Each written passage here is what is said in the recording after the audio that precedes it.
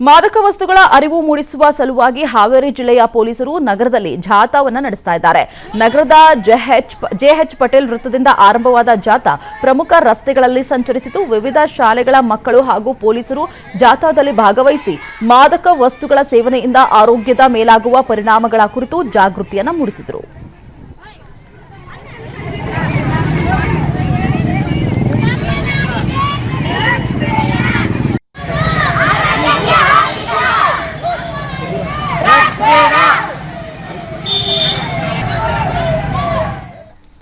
ಉತ್ತರ ಕನ್ನಡ ಜಿಲ್ಲೆಯ ಕಾರವಾರದಲ್ಲಿ ಮಾದಕ ವಸ್ತುಗಳ ದುಷ್ಪರಿಣಾಮಗಳ ಕುರಿತು ಜಾಗೃತಿ ಮೂಡಿಸುವ ಉದ್ದೇಶದಿಂದ ಜಾಗೃತಿ ಓಟ ಮತ್ತು ನಡಿಗೆ ಕಾರ್ಯಕ್ರಮ ನಡೆಯಿತು.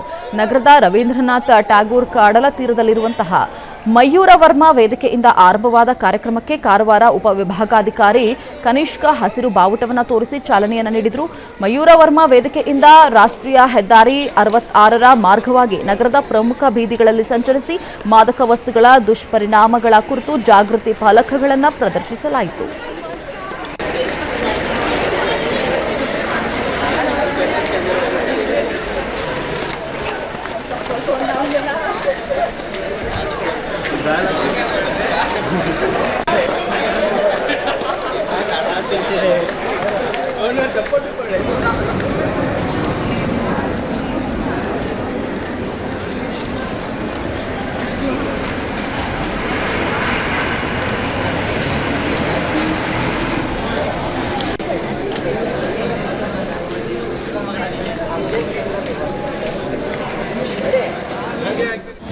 ಅನುಕ್ಷಣದ ಸುದ್ದಿಗಳಿಗಾಗಿ ವಿಸ್ತಾರ ನ್ಯೂಸ್ ಯೂಟ್ಯೂಬ್ ಚಾನೆಲ್ ಸಬ್ಸ್ಕ್ರೈಬ್ ಮಾಡಿ.